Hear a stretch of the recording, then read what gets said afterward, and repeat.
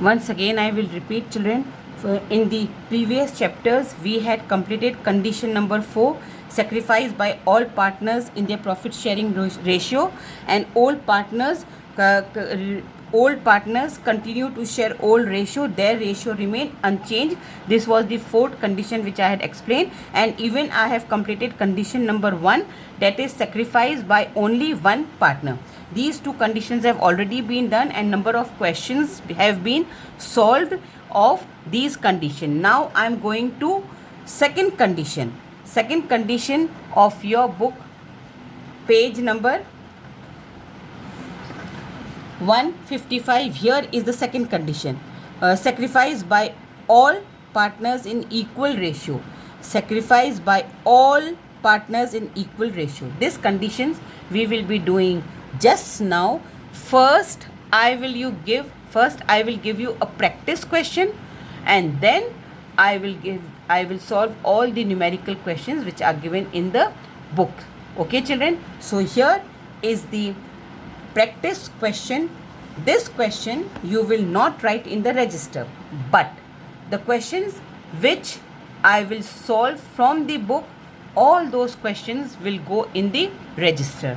So here this is a practice question which I am giving you, and the condition 2, once again I have written here, the condition 2 is on page number 155, but the question which I am giving here is a practice question. Okay, A and B are partners in a firm sharing profit and loss in the ratio of 2:1. A and B, there are two partners and their sharing ratio is 2:1. They admit C, a new partner is coming in the firm for 1/4 share, which he gets equally. See children, I am underlining this word equally. अब जो नया partner आ रहा है उसके लिए दोनों ही partner आधा आधा हिस्सा सेक्रीफाइस करेंगे. अगर 2 है तो इक्वली का मतलब क्या होता है, आधा आधा. और अगर 3 पुराने पार्टनर है और नया पार्टनर, फोर्थ पार्टनर नया आ रहा है, तो वो लोग इक्वली कैसे शेयर करेंगे, 1/3 1/3 1/3. जितने पार्टनर्स इतने रेशियो आप उनसे सेक्रीफाइस करवाओगे. 2 है तो हाफ हाफ का मतलब होता है इक्वली. 3 है तो 1/3 1/3 का मतलब होता है equally. Are you understanding my point? So here only 2 partners are there, A and B. These 2 are old partners. They are running the firm and they are giving admission to a new partner for 1/4 share. And this 1/4 share, both are giving half half. Both of them are sacrificing half half of their share with the new partner, which he gets equally from both the partners. Find out new profit sharing ratio. So here is the solution of this practice question.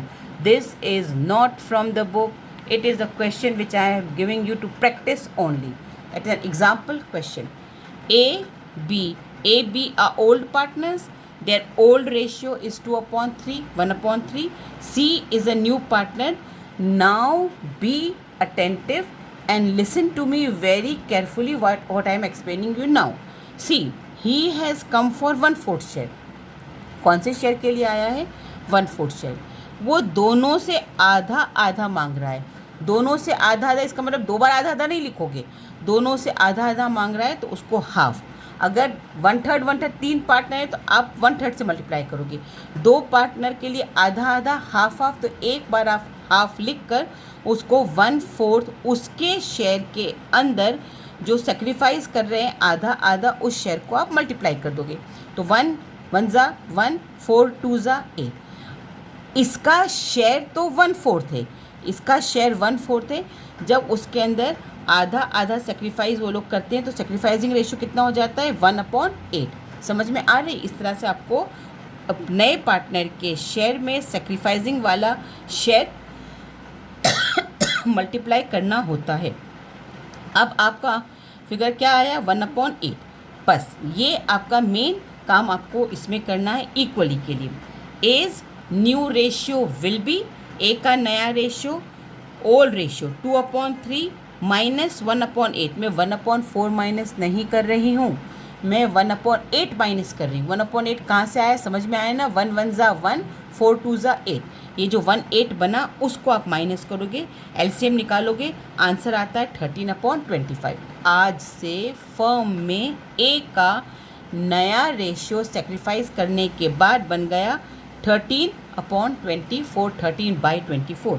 B's new ratio will B, उसी के पुराने ratio 1/3, ये 1/3 में से वही 1/8 को minus करो. Equally का मतलब होता है दोनों का सेम अमाउंट माइनस होगा. 1/3 minus 1/8 is equal to LCM निकाला, आंसर आया 5/24. आगे समझ में. अब इन दोनों के डिनोमिनेटर कितने हो गए? 24. लेकिन इसका शेयर जो ये 1/4 शेयर के लिए आया था, तो 1/4 शेयर के लिए इसका डिनोमिनेटर सेम नहीं है. फिर अपन वही करेंगे, common multiple. C ratio will be 1/4 into 1/4 में कितना मल्टीप्लाई करोगे? 6/6. तो 6 1 ज़ा 6 और 6 4 ज़ा 24. अब इसका भी डिनोमिनेटर क्या बन गया? 24 बन गया. अब तीनों के रेशियो बराबर हो गए, डेट इज़ 13:5:6. तीनों के डिनोमिनेटर 24 हो गया. बात समझ में आई? मेन चीज़ is denominator. The main thing which you have to keep in mind is denominator. So firm's new ratio of the firm now onwards, नए पार्टनर के आने के बाद the firm's new ratio will be 13:5:6. Check करना है कि आपका सम का आंसर राइट है कि नहीं. जो इनके रेशियो बनते हैं, इनके रेशियो को चेक करो. एक का 13, 5 और 6. जब इन तीनों को ऐड करोगे तो ऑब्वियसली डिनोमिनेटर 24 हो जाएगा. ये तीनों के जो नए रेशियो बने, उन तीनों के नए रेशियो को आप जब ऐड करते हो तो वो उसके डिनोमिनेटर के इक्वल हो जाते हैं. ये हो गई चेकिंग आपकी. समझ में आया ना. तो आज से नया रेशियो 13:5:6. ये प्रैक्टिस क्वेश्चन था, ये रजिस्टर में नहीं जाएगा. लेकिन अब जो मैं आपको करवा रही हूँ वो सम्स दोनों ही आपको रजिस्टर में करने हैं. ओके, सो वेट.